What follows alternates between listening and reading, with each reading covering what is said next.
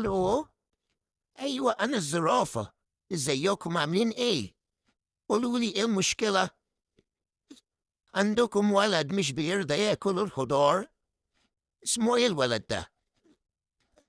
اسمه زياد. ليه كده يا زياد؟ هو انت مش عايز تبقى طويل كده زيي وتقدر تطول الحاجات البعيدة وكمان تبقى قوي؟ ايوه، اللي بيخليني ابقى طويلة واقدر اجيب الحاجات البعيدة هو الخضار اللي انا باكله. لازم تاكل الخضار عشان تبقى قوي وتكبر.